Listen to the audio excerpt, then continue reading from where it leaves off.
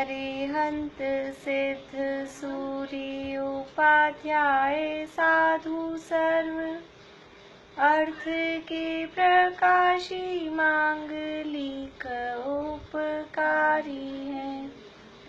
तिनको स्वरूप जान रागते भई जो भक्ति काय को नवाए स्तुति गोचारी है। धन्य धन्य तिन्हि ते काज सब आज भये कर जोरी बार बार वंदना हमारी है। मंगल कल्याण सुख ऐसो हम चाहत हैं। हो मेरी ऐसी दशा जैसी तुम धारी है। हो मेरी ऐसी दशा जैसी तुम धारी है। मंगलमय मंगल करण वीत राग विख्यान नमो ताहि जाते भये अरहंतादि महान। करि मंगल करि हो महा ग्रंथ करण को काज। जाते मिले समाज सब पावे निज पद राज। सो निज भाव सदा सुखद अपनो करो प्रकाश। जो बहुविध भव दुखनि को करी है सत्यानाश। करी है सत्यानाश। मोक्षाण प्रकाशक के तीसरे अधिकार के आधार पर हमारी चर्चा चल रही है और यहाँ संसार दुख का वर्णन, संसार दुख और मोक्ष सुख का निरूपण यहाँ करने वाले हैं। तो संसार दुख का निरूपण तीन प्रकार से करेंगे, कर्मों की अपेक्षा से, पर्याय की अपेक्षा से और दुख का सामान्य स्वरूप। तो कर्मों की अपेक्षा से जो दुख का वर्णन हुआ वो हमारा कल पूर्ण हुआ। आज हमें चर्चा शुरू करनी है पर्याय अपेक्षा से और पेज नंबर है 62, 62 नंबर पेज है। पर्याय अपेक्षा से दुख का वर्णन यहाँ पर शुरू कर रहे हैं।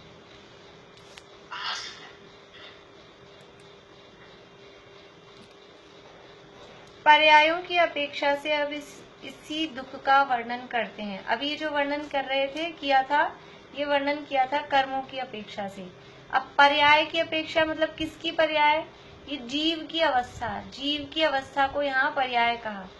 तो जीव की अवस्था के आधार पर अब यहाँ इस दुख का वर्णन कर रहे हैं और जीव की अवस्थाओं को तीन भागों में बांटा, यानी तीन प्रकार के जीव कहे।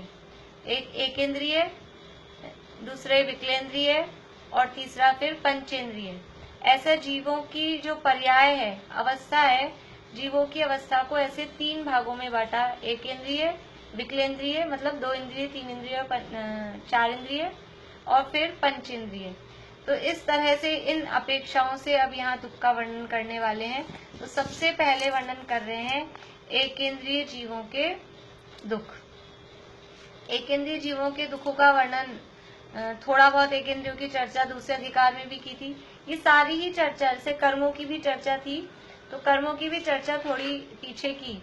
वहाँ दूसरे अधिकार में तो ये सिद्ध किया कि जीव दुखी है, वहाँ केवल इतना सिद्ध किया जीव संसार में है। अब यहाँ वो उस दुख का स्वरूप बता रहे हैं। संसार में जो दुख है उस दुख का स्वरूप यहाँ तीसरे अधिकार में बता रहे हैं।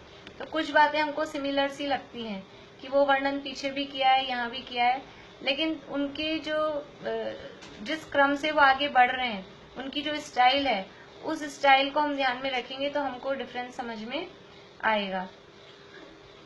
देखिए पेज नंबर 62 पर सेकंड लास्ट पैरा है, नीचे से दूसरा पैरा। एकेंद्रीय जीवों के दुख, ये हेडिंग है। इस संसार में बहुत काल तो एकेंद्रीय पर्याय में ही बीतता है। ज्यादा टाइम कहाँ गुजरता है? जैसे हम लोग समझ लीजिए कहीं रहते हैं, घर में रहते हैं, लेकिन कोई व्यक्ति का बहुत घूमने फिरने का काम हो, बार बार में बाहर जाता आता रहता हो, तो भी ज्यादा टाइम कहाँ रहता है? ये ज्यादा टाइम तो घर में ही रहते हैं। साल में बाहर जाते भी हैं तो मान लीजिए कोई बिजनेस के पर्पज से जा रहा है, 2 दिन के लिए गया, फिर आ गया, फिर महीने में 1 आध बार गया, ऐसा। लेकिन ज्यादा टाइम कहाँ रहते हैं? ज्यादा टाइम तो घर में ही रहते हैं। तो ऐसे ही संसार में बहुत काल एकेंद्रीय पर्याय में बीतता है। वो जो जीव का, जैसे घर कहा ना, घर, ऐसे ही स्थायी निवास स्थान जहाँ ज्यादा समय रहना हो, वो कौन सा है? वो एकेंद्रीय अवस्था है। संसार अवस्था में अगर ज्यादा टाइम कहीं रहने को है तो वो एकेंद्रीय पर्याय ही है। और पर्यायों में बहुत ज्यादा टाइम रहना नहीं होता है।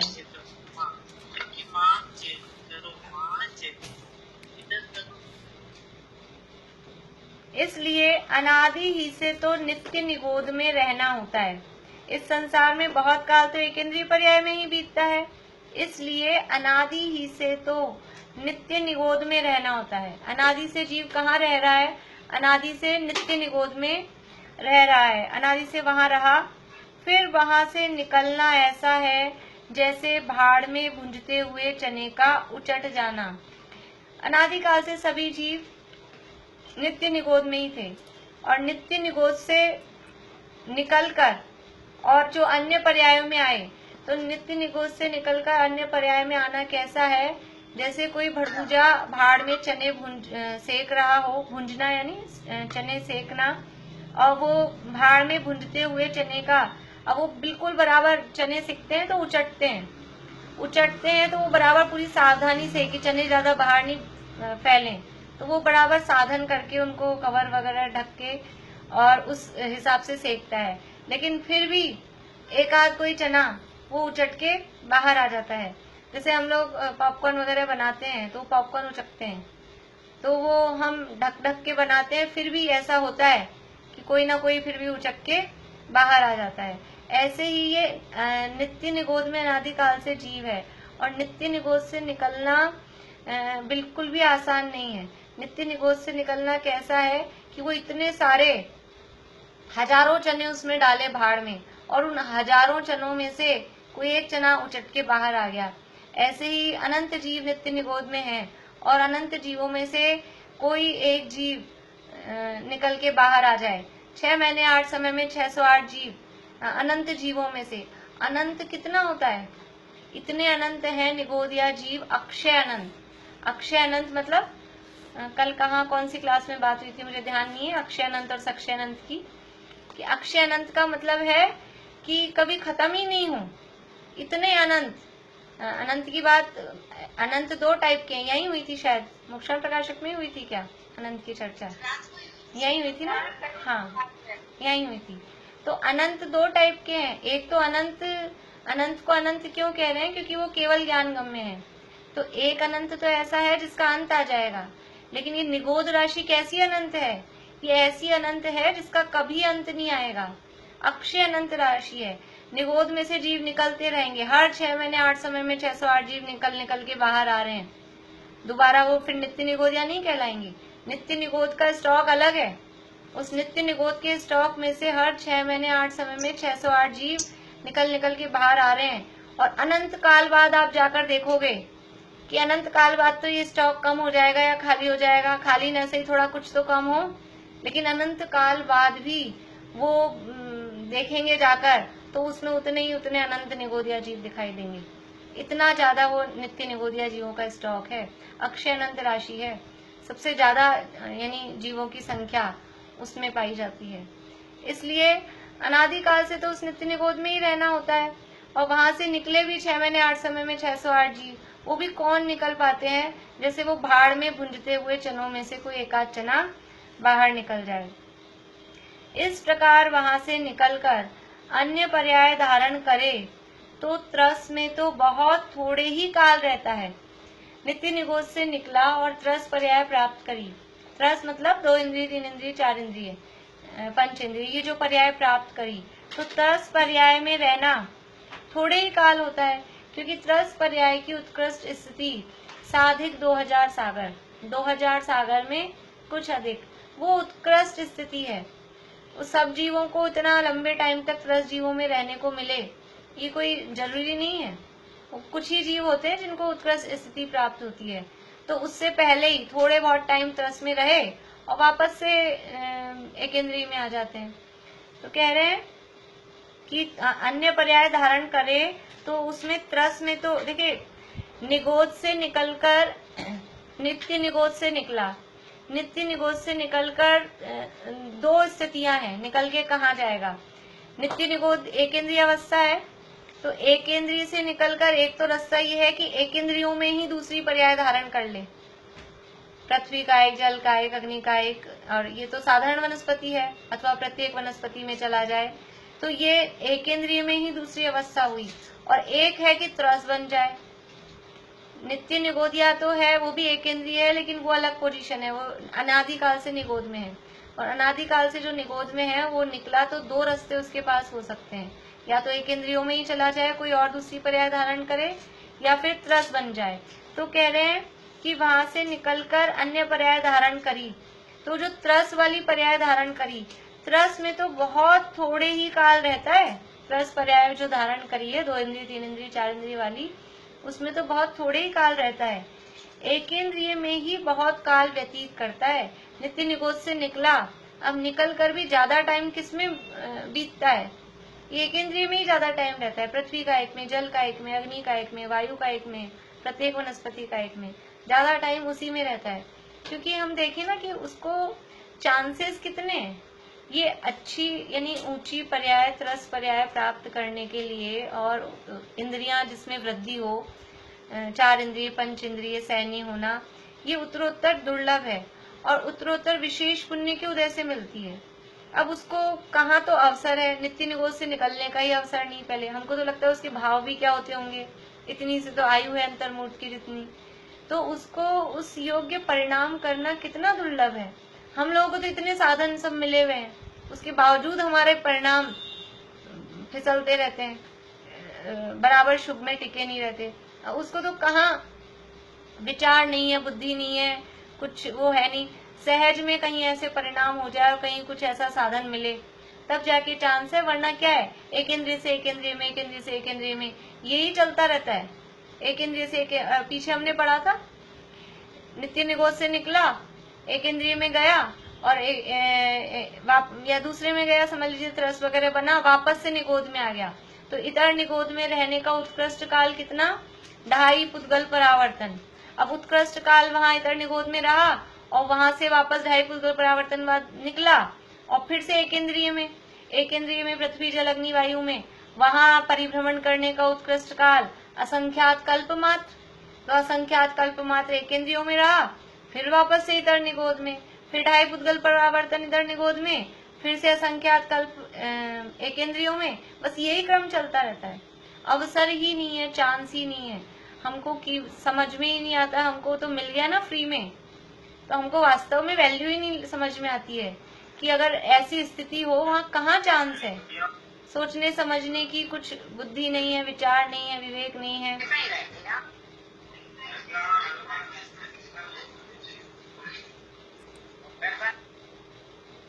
तो कुछ समझ में नहीं आता है ऐसा हमको, मतलब अपनी मनुष्य भाव और ये जो साधन, ये जिस जगह हम पहुंच गए हैं, उसकी दुर्लभता हमको ख्याल ही नहीं आती है। 62 नंबर पेज पे नीचे से दूसरा पैरा है, 62 नंबर पेज पे देखिए फिर से, इस प्रकार वहां से निकलकर अन्य पर्याय धारण करे, तो त्रस में तो बहुत थोड़े ही काल रहता है, एक इंद्रिय में ही बहुत काल व्यतीत करता है, एक इंद्रिय अवस्था में ही घूमता रहता है। वहां इतर निगोद में बहुत काल रहना होता है, तथा कितने काल तक पृथ्वी, अप, तेज, वायु और प्रत्येक वनस्पति में रहना होता है। नित्य निगोद से निकलकर बाद में त्रस में रहने का उत्कृष्ट काल तो साधिक 2000 सागर ही है। वो अनंत काल के आगे, पुद्गल परावर्तन जितने काल के आगे, ये 2000 सागर कुछ भी नहीं है। अपने एक पंडित किशन चंद जी आते थे अलवर वाले, कर्णन योग के विशेष विद्वान, और वो ऐसे बोलते थे, टिलटिली मात है टिलटिली, ऐसा शब्द वो अपनी लैंग्वेज में बोलते थे। बोले इतने इतने अनंत काल के आगे क्या है, ये सागर में बूंद भी नहीं है, ये 2000 सागर कुछ भी नहीं है।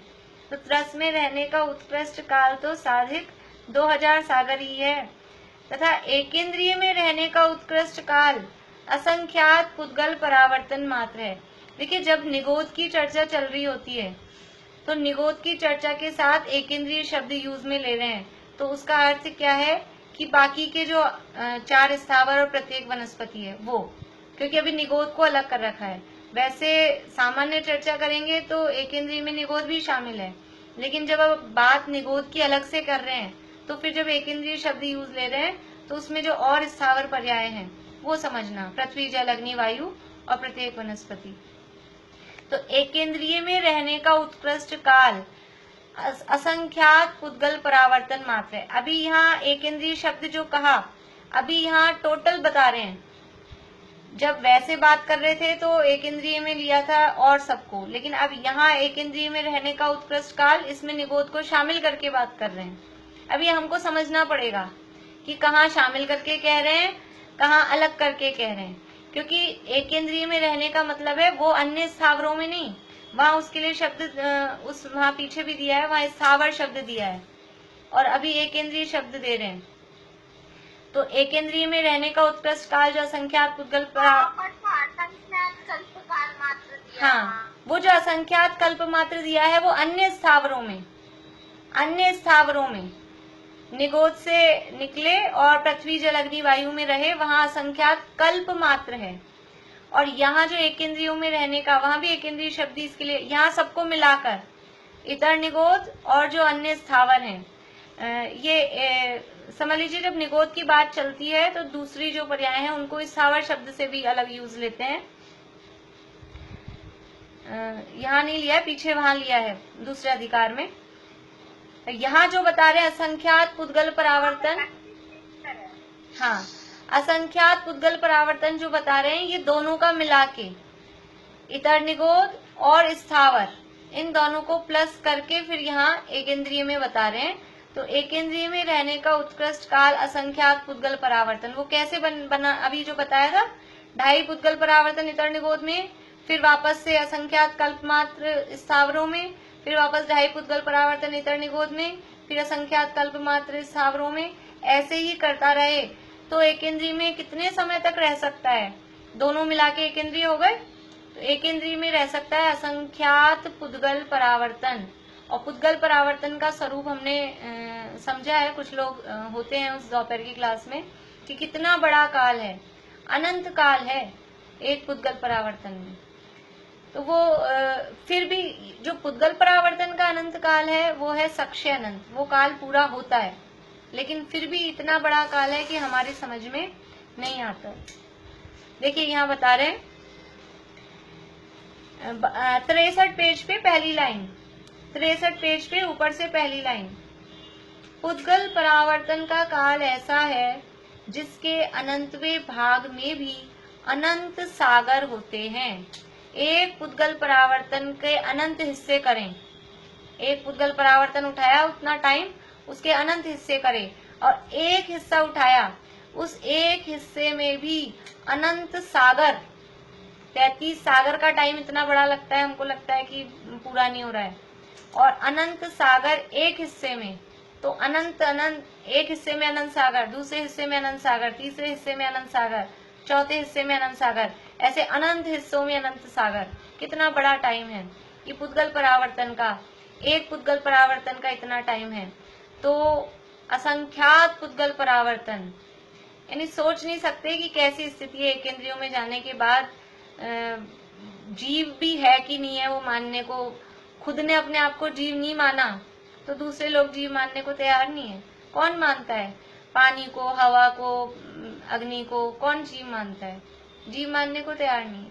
हम अपनी विराधना खुद, ये अपनी विराधना का फल है। देखो देखो रे जीव की विराधना का फल, ये हमने स्वयं की विराधना की तो दूसरे जीवों से हम विराधित होंगे, दूसरे जीव हमको जीव नहीं मानेंगे। ऐसा असंख्यात पुद्गल परावर्तन एक इंद्रिय पर्याय में। यहाँ जो एक इंद्रिय पर्याय कहा है इसमें इतर निगोद प्लस अन्य स्थावर दोनों का काल मिलाकर एक इंद्रिय पर्याय में रहने का उत्कृष्ट काल। पुद्गल परावर्तन का काल ऐसा है जिसके अनंतवें भाग में भी अनंत सागर होते हैं, इसलिए इस संसारी के मुख्यतः एक इंद्रिय पर्याय में ही काल व्यतीत होता है। ज्यादा टाइम कहाँ व्यतीत हो रहा है कि वो एक इंद्रिय पर्यायों में ही ज्यादा टाइम व्यतीत हो रहा है। मतलब पंच परावर्तनों का भी हिसाब देखें तो इस हिसाब से ज्यादा टाइम कहाँ बीत रहा है, क्योंकि त्रस पर्याय का काल ही कितना कम है। मैक्सिमम टाइम भी मिलेगा तो 2000 सागर बाद तो जाना ही पड़ेगा लौट के वापस, इसलिए ज्यादा समय एक इंद्रिय पर्याय में ही व्यतीत होता है। ये तो अभी वस्तु स्थिति बता दी, ये वस्तु स्थिति है, ऐसी पोजीशन बनी हुई है। अब बता रहे हैं वहाँ दुख क्या होगा वो बता रहे हैं। वहाँ एक इंद्रिय के ज्ञान दर्शन की शक्ति तो किंचित मात्र ही रहती है। एक स्पर्शन इंद्रिय के निमित्त से हुआ मति ज्ञान और उसके निमित्त से हुआ श्रुत ज्ञान तथा स्पर्शन इंद्रिय जनित अचक्षु दर्शन, जिनके द्वारा शीत उष्णादि को किंचित जानते देखते हैं।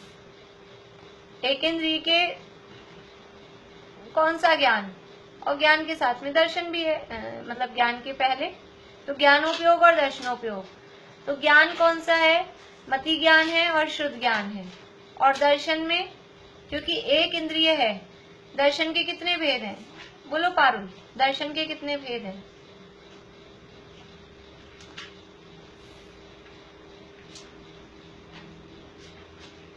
चार भेद हैं। हाँ, कौन कौन से?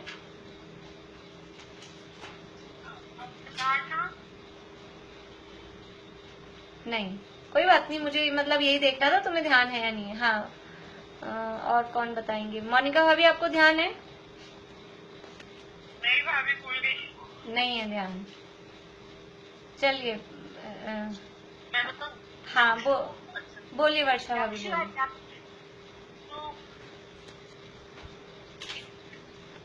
चक्षु अवधि और केवल। हाँ, ये चार दर्शन के चार भेद हैं, चक्षु दर्शन, अचक्षु दर्शन, अवधि दर्शन और केवल दर्शन। तो चक्षु दर्शन किसे कहते हैं कि चक्षु इंद्रिय से जो ज्ञान होता है मति ज्ञान, उस मति ज्ञान से पहले जो सामान्य अवलोकन होता है उसका नाम चक्षु दर्शन है। और चक्षु इंद्रियों को छोड़कर जो शेष इंद्रियां हैं और मन है, उससे जो ज्ञान होता है, उससे पहले जो सामान्य अवलोकन होता है उसका नाम अचक्षु दर्शन। अवधि ज्ञान के पहले जो दर्शन होता है वो अवधि दर्शन, और केवल ज्ञान के साथ में जो दर्शन होता है वो केवल दर्शन। ये चार प्रकार के दर्शन है। तो अब एक इंद्रिय है, एक इंद्रिय को कौन सा दर्शन होगा, तो उसको चक्षु इंद्रिय तो है ही नहीं, स्पर्शन इंद्रिय ही है, तो स्पर्शन इंद्रिय से ही मति ज्ञान होगा। तो उस स्पर्शन इंद्रिय से पहले जो ज्ञान हो रहा है उससे पहले जो दर्शन होगा वो अचक्षु दर्शन है, इसलिए एक तो अचक्षु दर्शन। और जो मति ज्ञान है वो भी कौन सा है कि मति ज्ञान भी केवल एक स्पर्शन इंद्रिय जन्य ही है। मति ज्ञान किसे कहते हैं, जो इंद्रियों मन की निमित्त से उसकी सहायता से जो ज्ञान होता है। तो कितनी इंद्रियां हैं उसके पास में, एकमात्र एक स्पर्शन इंद्रिय। तो ज्ञान दर्शन की शक्ति किंचित मात्र, बहुत थोड़ी है। कितनी है, एक स्पर्शन इंद्रिय के निमित्त से हुआ मति ज्ञान, केवल स्पर्शन इंद्रिय है, हल्का भारी रूखा चिकना ठंडा गरम कठोर नरम, इतना सा जानने की शक्ति। और उसके निमित्त से हुआ ही शुद्ध ज्ञान। स्पर्शन इंद्रिय से जो मति ज्ञान हुआ उस मति ज्ञान पूर्वक ही उस इंद्रिय जन्य ही शुद्ध ज्ञान, और स्पर्शन इंद्रिय जनित ही अचक्षु दर्शन, इतना सा ज्ञान उसके पास है। अब वो भी जितना हमको लग रहा है ना कि स्पर्शन इंद्रिय से हमको जैसा जितना हमको ज्ञान की शक्ति है, उसकी तो शक्ति उसमें बहुत मंद है। एक इंद्रिय जन्य भी उसको ज्ञान है, तो वो ज्ञान की भी जितनी पावर हमको पंचेंद्रियों को है उतना सूक्ष्म थोड़ी ना उसके है। निगोदिया जीवों के तो जो समझ लीजिए ज्ञान का सबसे लोएस्ट जो समझ लीजिए भेद होता है, तो पर्याय ज्ञान उसको कहते हैं, वो होता है बस जिससे, हाँ, अक्षर के अनंत में भाग ज्ञान कहलाता है। मतलब जिससे केवल इतना पता लग जाए कि ये जीव है, बस वो क्या कहें कि टीका कर दिया, नाम का ज्ञान है बस कहने का, जिससे थोड़ा सा ये जड़ में और चेतन में जो फर्क पता लग जाए, इतना सा ज्ञान है। बाकी कुछ हमारे हिसाब से तो वो क्या ज्ञान ही नहीं है, इतना कम उसको ज्ञान का उघाड़ है, ज्ञान का शिवोपशम है। और उसके द्वारा, जिनके द्वारा शीत उष्णादिक को किंचित जानते देखते हैं, अब वो जो उसको ज्ञान है उसके माध्यम से सर्दी गर्मी का, ठंडे गरम का, कुछ कठोर नरम है, ऐसा इस टाइप का कुछ उसको जानना होता है। ज्ञानावरण दर्शनावरण के तीव्र उदय से इससे अधिक ज्ञान दर्शन नहीं पाए जाते। यानी इतना मंद ज्ञान क्यों हुआ कि ज्ञानावरण दर्शनावरण का बहुत तीव्र उदय, शेयोपशम अत्यंत मंद है, शेयोपशम कम है, मतलब वो उदय ज्यादा है, शेयोपशम कम है यानी ज्ञान कम है, तो वो जो ज्ञानावरण दर्शनावरण का उदय है वो उदय बहुत ज्यादा है, उसका अनुभाग बहुत ज्यादा है। ज्ञानावरण दर्शनावरण का इतना अनुभाग है, वो कर्म का इतना आवरण है, उनका जो वो पर्दा है, आवरण, ज्ञानावरण के लिए उदाहरण दिया था कि किसी प्रतिमा पे पड़ा हुआ कपड़ा, तो वो कपड़ा इतना मोटा है कि ऐसा लगता है कि बिल्कुल है ही नहीं, ज्ञान है ही नहीं, ऐसा प्रतीत होता है। तो उनका जो ज्ञानावरण दर्शनावरण का अनुभाग उदय है, और जो उसका उदय है वो अत्यंत तीव्र उदय है, इसलिए इससे अधिक केवल वो जो थोड़ा बहुत हल्का भारी ठंडा गर्म जान पा रहे हैं, इससे अधिक ज्ञान दर्शन नहीं पाए जाते। और विषयों की इच्छा पाई जाती है, जिससे महादुखी है। ज्ञान दर्शन तो नहीं पाए जा रहे, लेकिन इच्छा पूरी है। इधर इच्छा में कमी नहीं है, अंदर इच्छा तृष्णा प्रकट नहीं होती है, दिखाई नहीं देती है, लेकिन वो अंदर इच्छा पाई जाती है। 4 प्रकार की संज्ञाएं होती है, आहार, भय, मैथुन और परिग्रह। संज्ञा का अर्थ है इच्छा, यहाँ जो संज्ञा शब्द है उस संज्ञा शब्द का अर्थ है इच्छा। ये 4 प्रकार की संज्ञाएं एक इंद्रिय से लेके सैनी पंचेंद्रिय तक सबको पाई जाती है। तो वो एक इंद्रिय जीवों को भी आहार की, भय की, मैथुन की, परिग्रह की, ये इच्छाएं हैं। अभी इच्छा तो पाई जा रही है और शक्ति है नहीं। जो पीछे अभी ज्ञानावरण दर्शनावरण के शेयोपशम से जो दुख की बात की थी, उसमें तो क्या मतलब हमारी बात की कि हम जानना देखना पूरा चाहते हैं, ये भी जान लूं, ये भी जान लूं, सब कुछ जानना देखना चाह रहे हैं, लेकिन जान देख नहीं पा रहे। एक काल में एक का ही जानना होता है, और बड़े समस्याएं हैं, उसमें इंद्रियों के माध्यम से जानना होगा, और उसमें भी किसी को चश्मा चाहिए, और वो चश्मे में कुछ खराबी हो तो समस्या है, बाहर अंधेरा हो तो समस्या है। तो हम 5 इंद्रिय वालों को जानने में इतनी पराधीनता है, 5 इंद्रिय वालों को इच्छा बहुत है और जानने में पराधीनता है, उसके कारण हम दुखी हैं। अब उसके पास एक ही इंद्रिय है और उस एक इंद्रिय से इतना सा ज्ञान है और इच्छा उसको भी है, तो वो कितना दुखी होता होगा जी। ऐसे हम अपने दुख से उसके दुख की कल्पना कर सकते हैं कि हमारे पास इतने साधन होते हुए भी हमें इतनी इच्छाएं हैं, और उस इच्छा के कारण हम दुखी हैं, और उसके पास तो साधन है ही नहीं और इच्छा है पूरी, तो कितना दुखी होता होगा। तो ज्ञानावरण दर्शनावरण के तीव्र उदय से इससे अधिक ज्ञान दर्शन नहीं पाए जाते, और विषयों की इच्छा पाई जाती है, जिससे महादुखी है। एक तो ये अभी ये समझ लीजिए पर्याय में अब ये कर्म का उदय घटित कर रहे हैं। एक पर्याय पकड़ ली, एक इंद्रिय पर्याय अवस्था, अब वो कर्मों के उदय को इसमें अप्लाई करके बता रहे हैं। तथा दर्शन मोह के उदय से मिथ्या दर्शन होता है, उससे पर्याय का ही अपने रूप श्रद्धान करते हैं, अन्य विचार करने की शक्ति ही नहीं है। एक तो ज्ञानावरण दर्शनावरण का इतना तीव्र उदय कि कुछ जानने की शक्ति नहीं है, और फिर साथ में दर्शन मोहनीय का उदय, और दर्शन मोहनी के उदय से मिथ्यात्व है, और मिथ्यात्व होने से पर्याय का ही अपने रूप श्रद्धान करते हैं। ये जो अवस्था है, जो शरीर है, ये शरीर रूपी मैं हूँ, और कुछ नहीं, बस एक शरीर ही तो है उनके पास में, ना कोई माता पिता है, ना कोई घर है, ना कोई धन दौलत है, और तो कुछ भी नहीं, किसमें अपनापन करेंगे। एक ही तो ये चीज है, और वो एक शरीर भी समझ लीजिए जो निगोदिया जीव हैं, साधारण हैं, उनके पास तो वो एक शरीर भी अपना खुद का नहीं है, वो भी सारा कॉमन का है। अब उसमें कितनी उनका अपनापन, कितनी उनकी आसक्ति रहती है। उस पर्याय का ही अपने रूप श्रद्धान करते हैं, अन्य विचार करने की शक्ति ही नहीं है। और कुछ सोच लें, समझ लें, विचार कर लें, और कुछ सोचने समझने विचार करने की शक्ति ही नहीं है। तथा चारित्र मोह के उदय से तीव्र क्रोधादि कषाय रूप परिणमित होते हैं। एकेंद्रिय जीव को क्रोधादि कषाय और परिणमित होते हैं। पेड़ पौधे गुस्सा करते हुए दिखते हैं, पानी गुस्सा करता हुआ दिखता है, अग्नि गुस्सा करता हुआ दिखती है। यहाँ कह रहे हैं चारित्र मोह के उदय से तीव्र क्रोधादि कषाय रूप परिणमित होते हैं, क्योंकि अब देखिए कारण बता रहे हैं, उनके केवली भगवान ने कृष्ण, नील, कपोत यह 3 अशुभ लेश्या ही कही हैं, और वे तीव्र कषाय होने पर ही होती हैं। आप कैसे कहते हो उनको वो तीव्र क्रोधादि कषाय रूप परिणमित होते हैं? हमने तो आज तक किसी पेड़ पौधे को गुस्सा करते हुए नहीं देखा, हमने तो किसी पानी को, हवा को गुस्सा करते हुए नहीं देखा, लेकिन यहाँ आगम प्रमाण दे रहे हैं। केवली भगवान का सहारा ले रहे हैं। भगवान ने उनके कृष्ण, नील, कपोत ये 3 अशुभ लेश्या कही है। अभी लेश्या का प्रकरण हमने पढ़ा तो वहाँ देखा था हमने, ध्यान होगा आप लोगों को, एकेंद्रियों में 3 अशुभ लेश्या ही होती है। एकेंद्रियों में पीत, पद्म, शुक्ल ये लेश्या हो ही नहीं पाती है। कृष्ण, नील, कपोत ये एकेंद्रिय में, विकलेंद्रिय में अशुभ लेश्या ही होती है। और अशुभ लेश्या कब होगी? ये अशुभ लेश्या होती है वो तीव्र कषाय होने पर ही होती है। मंद कषाय में तो शुभ लेश्या होती है। इससे पता लग रहा है हमें कि उनके अत्यंत तीव्र कषाय है।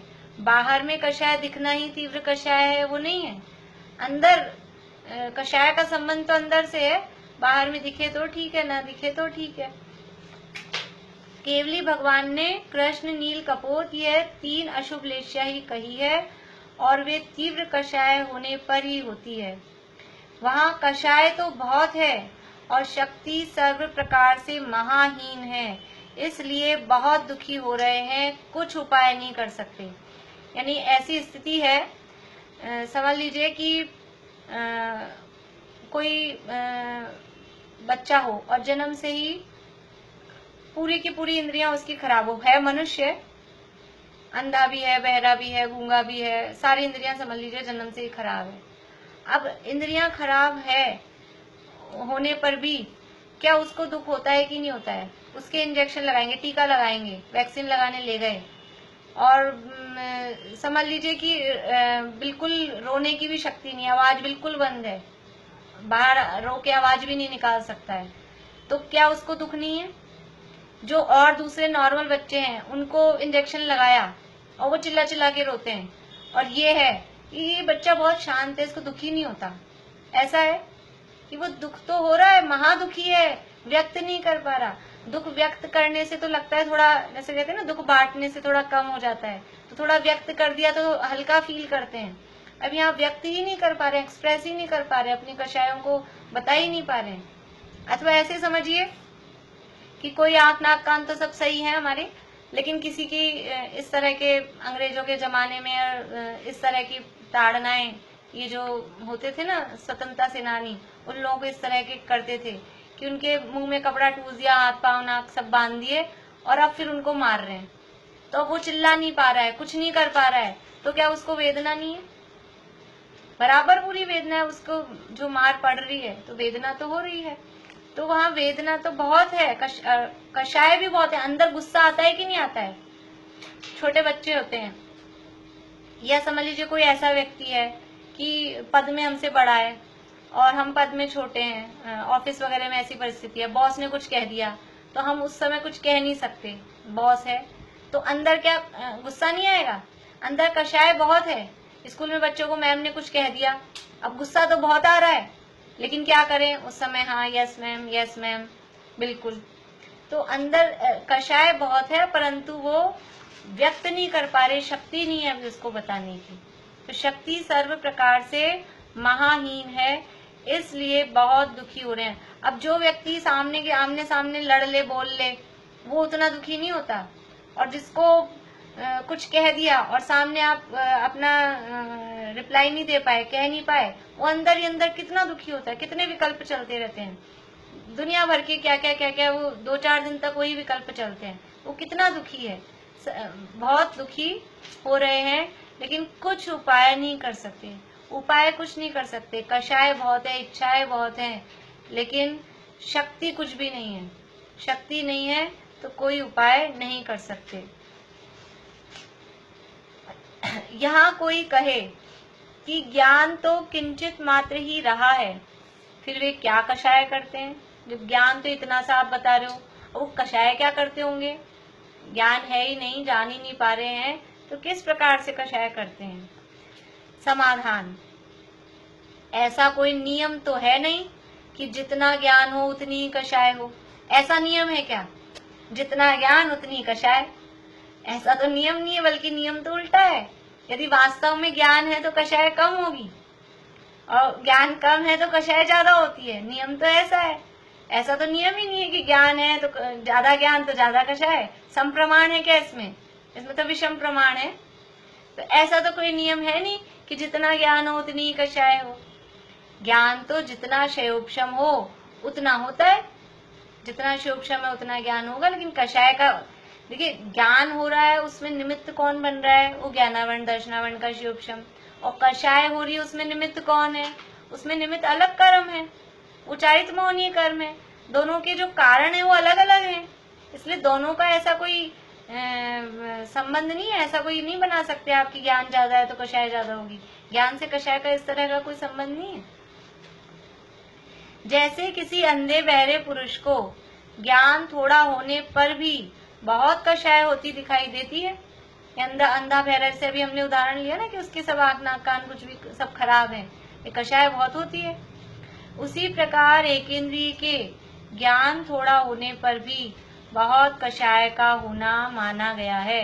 अपने घरों में छोटे बच्चे होते हैं 4-6 महीने के, तो हम समझते हैं, हम लोग मतलब देखा है हम लोगों ने, ऐसा सब जानते होंगे कि उसको भूख लगी, रो रहा है, और आपने थोड़ा सा लेट कर दिया आप उसको दूध पिलाने में, तो फिर देखो आप वो कितना गुस्सा करता है। फिर आप वो पिएगा नहीं, और इतना सा 2 महीने का भी बच्चा होगा ना, तो अंदर अब कितना सा ज्ञान है उसको, 2 महीने का बच्चा है, लेकिन कषाय कितनी होती है? कषाय पूरी होती है, कषाय कम नहीं होती है। इसलिए ऐसा कोई नियम नहीं है कि जितना ज्ञान हो उतनी ही कषाय हो। ज्ञान तो जितना क्षयोपशम हो उतना होता है। जैसे किसी अंधे बहरे पुरुष को ज्ञान थोड़ा होने पर भी बहुत कषाय होती दिखाई देती है, उसी प्रकार एक इंद्रिय के ज्ञान थोड़ा होने पर भी बहुत कषाय का होना माना गया है।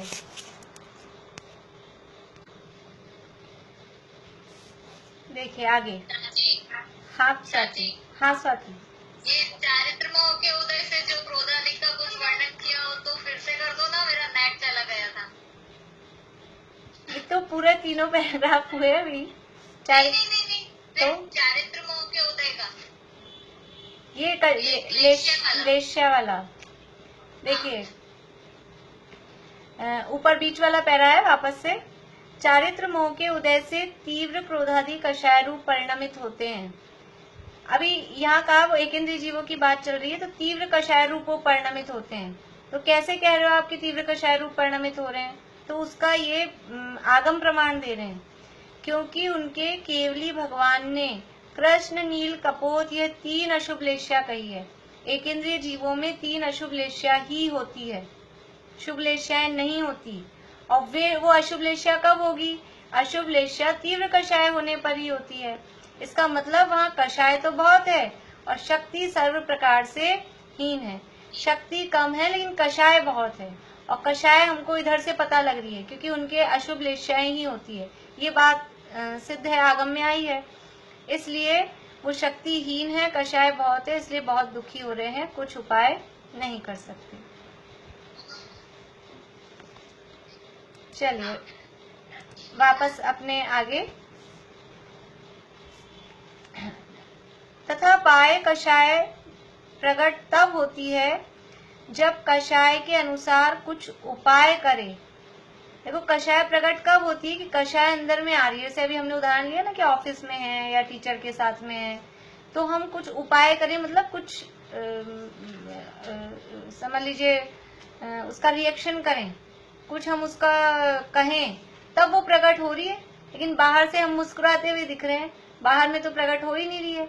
तो इसका मतलब अंदर में कषाय नहीं है, ऐसा तो नहीं होता है। बहुत सारे प्रसंग ऐसे होते हैं शादी विवाह में, समझ लीजिए कुछ रिलेशंस ऐसे हैं, कोई समधी वगैरह हैं, अब उन्होंने कुछ कह दिया, टोंट मार दिया, गुस्सा तो बहुत आया अंदर, लेकिन हमारे समधी हैं, हम लड़की वाले हैं, अब कह नहीं सकते, चुप रहते हैं। तो इसका मतलब कषाय नहीं है, वो बात नहीं है।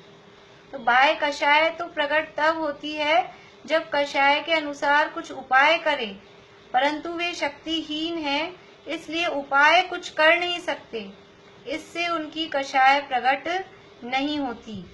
जैसे कोई पुरुष शक्तिहीन है, उसको किसी कारण से तीव्र कषाय हो, परंतु कुछ कर नहीं सकता, इसलिए उसकी कषाय बाह्य में प्रकट नहीं होती, वह अति दुखी होता है। ये जितने भी उदाहरण अभी हमने लिए वो सारी बातें यहाँ समझना। उसी प्रकार एकेंद्रिय जीव शक्तिहीन है, उनको किसी कारण से कषाय होती है, परंतु कुछ कर नहीं सकते। अब कोई समझ लीजिए कुल्हाड़ी लेकर आ रहा है पेड़ के पास में, और यद्यपि उसमें मन नहीं है, लेकिन हम ऐसा कल्पना करें, अब उसको गुस्सा बहुत आए और वो कुल्हाड़ी लेकर आने वाले व्यक्ति पे वो कुल्हाड़ी चला रहा है, उसको गुस्सा आ रहा है कि ये मुझे मार रहा है, इस तरह से काट रहा है, लेकिन करे क्या? गुस्सा अंदर आएगा भी, आ भी रहा है, तो कर क्या सकता है? कर कुछ नहीं सकता है। केवल ऐसी अवस्था है, समझ लीजिए वो ना तो वो चल सकते हैं ना बोल सकते हैं। अष्टपाहुड़ में तो यानी जो जीव जिनवाणी की विराधना करते हैं अथवा कुलिंग कुवेश धारण करते हैं, उसके लिए कहा है ते होंती लल्ल मुआ, वे लूले और लंगड़े होंगे, लूले और गूंगे होंगे।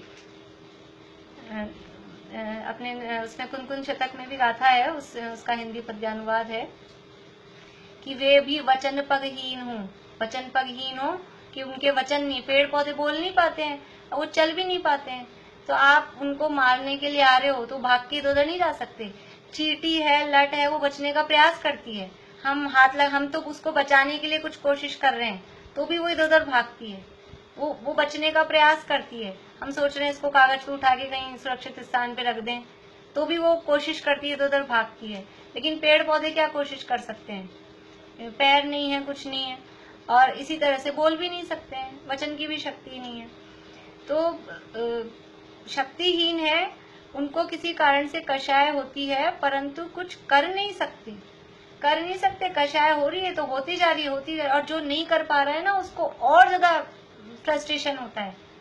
जिसमें थोड़ी पावर होती है, जो कुछ कर सकता है, बोल सकता है, उसको इतना फ्रस्ट्रेशन नहीं होता है, पर जो कुछ कर नहीं पा रहा है और पराधीन है, उसको अंदर से और ज्यादा कषाय आती है, वो कषाय और भरती है उसके अंदर।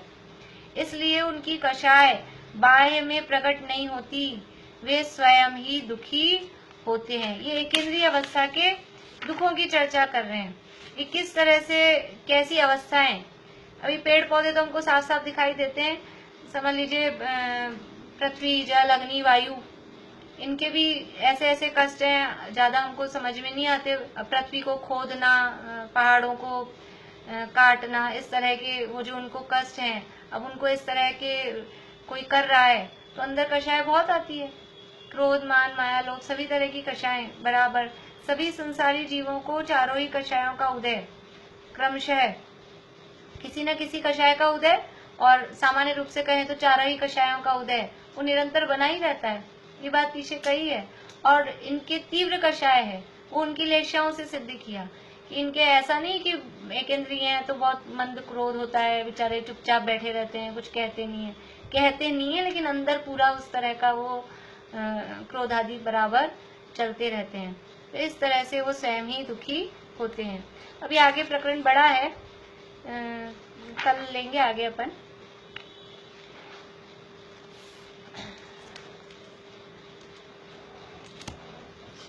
जिनवाणी स्तुति बोलते हैं।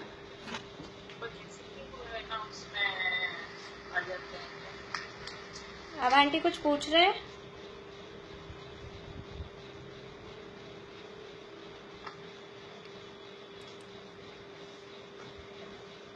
पारस सुपारस है वही, पारस करे जो लोह को, वह